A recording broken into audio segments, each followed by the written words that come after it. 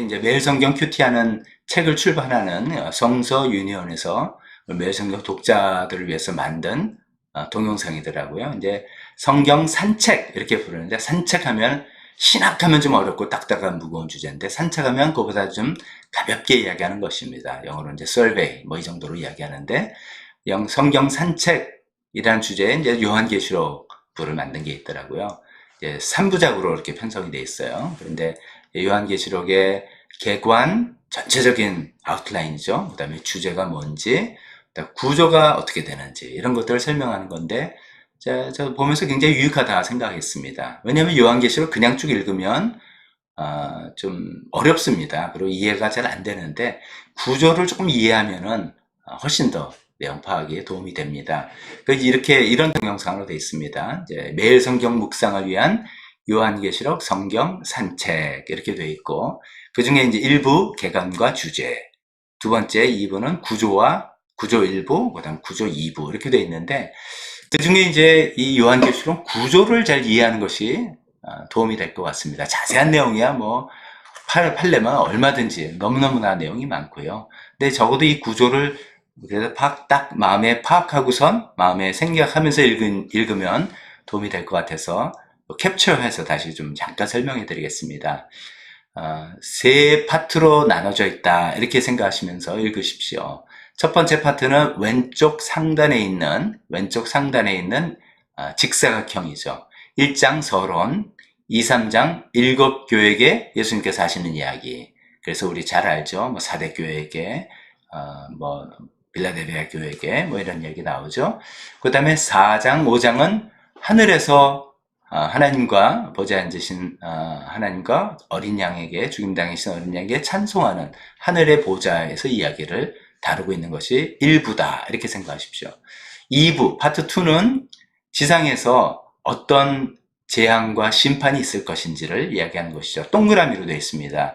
6장 인, 8, 9장 나팔, 15, 16장 대접. 그래서 우리가 인재앙, 나팔재앙, 대접재앙 이렇게 표현하는데, 하늘에서는 하나님께 예배드리지만 땅에서는 이런 심판이 있을 것인데, 그런 세 가지 모습으로 재앙으로 있는 그 시기에 교회는 과연 어떻게 될 것인가?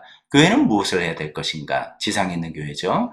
그를 설명하는 게 7장 교회의 안전, 10에서 11장 교회의 사명은 무엇인지, 또 12장 14에서 14장은 교회는 어떻게 전투적으로 여기서 싸워야 될 것인지를 설명하는 삽입구처럼 이렇게 들어가 있는 마른 목걸이죠. 그런 것을 이해하면 6장에서 16장 많은 분량이 지상에서, 이걸 마치 이제 요한계시록을 받은 핍박 중에 받은 교회들이, 당신들이 지금 처하는 상황이 이런 상황이지만 당신들은 이렇게 될 것이고 당신들 이렇게 해야 됩니다 라는 내용을 주는 그런 부분이죠. 그 다음에 위로 올라가면 오른쪽 위에 이제 타원형으로 되어 있는 부분이 마지막 세 번째 파트죠. 17에서 18장 바빌론 멸망. 나라 바벨론이 아니라 하나님을 대적하는 세력을 상징적으로 표현하는 용어죠. 그 당시에는 로마 제국이었고, 지금은 이제 또 다른 하나님을 대적하는 여러 가지 유형, 무형의 세력이라고 생각하면 되겠습니다. 19장 그리스도의 재림, 20장 천년왕국, 그리고 마지막 21장에서 22장 하나님 나라의 완성이라고 볼 수 있는 새 예루살렘에 대한 설명입니다.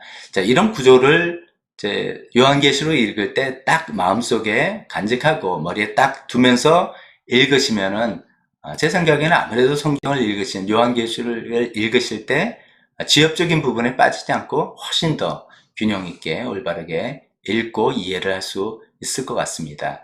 자, 이렇게 성경 에센스하고 성서 유니온에서 만든 성경 산책, 이 두 가지 동영상이 필수 동영상입니다. 여러분 반드시 이 동영상을 먼저 보시고 그 다음에 성경을 읽어 주시길 바랍니다. 이제 그럼에도 불구하고 좀 더 많은 내용들이 여기는 담겨져 있기에, 특히나 이제 요한계시록은 이단들에 의해서 많이 좀 오용되지 않았습니까? 최근에도 신천지에서 요한계시록을 이용해서 자칭 자기가 이긴 자라고 하면서 재림주를 라고 운운하고 하는, 그렇게 많은 너무 어렵고 상징적인 용어들 쓰다 보니까 자의적으로 해석하기가 너무 쉽거든요. 그래서 이제 여러분들도 궁금한 이야기들 많이 있을 겁니다. 666이 뭔지, 14만 4천은 과연 뭔지 등등 이런 내용들이 있는데, 혹시나 좀 도움이 되실까 싶어서 두 가지 선택 동영상으로 보내드립니다. 나는 이제 앞에만 해도 충분해 라고 하시면 선택 동영상 안 보시고 그렇게 하셔도 됩니다. 왜냐하면 선택 동영상은 내용도 조금 어렵기도 하고요. 분량도 많습니다. 그리고 어떤 거는 보시다 보면 여러분들이 평소에 갖고 있는 생각과 좀 다른 견해를 이야기하는 것 같아서 좀 이건 뭐지? 라는 생각이 드실 수도 있습니다. 그렇지만 기왕 우리가 요한계시록 읽어보니까 한번 이런 이야기도 들어보면서 참고로 해보시고 열린 마음도 가져보시면 좋겠다 생각해서 두 가지 동영상 소개해 드립니다. 첫 번째 동영상은 신학펀치입니다. 그 소제목이 이거죠. 무리만 빚는 요한계시록. 차라리 없는 게 낫지 않나요? 예, 무리만 빚는다는 것은 이단들이 워낙 많이 사용하고 우리는 내용이 어려서 잘 모르겠고 그러니까 차라리 빼는 게 낫지 않겠느냐라는 그런 질문을 가지고 이야기를 풀어나갑니다. 많은 유익한 내용들 있습니다. 내용이 좀 기니까 여러분들 마음을 준비하시고 한번 보시면 또 도움이 될 것 같습니다. 두 번째, 처음으로 소개해드리는 동영상은 신학 블록버스터라는 동영상입니다. 쭉 시리즈로 나오는데요.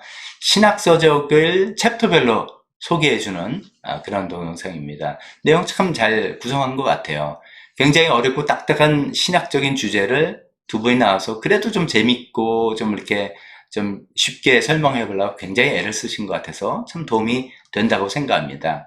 이제 오늘 주제는 이제 주로 이제 천년왕국에 관한 부분 이야기 나오는데 요한계시록 20장에 천년왕국, 천년 동안에 하나님께서 다스린 나라다 뭐 그런 뜻이겠죠.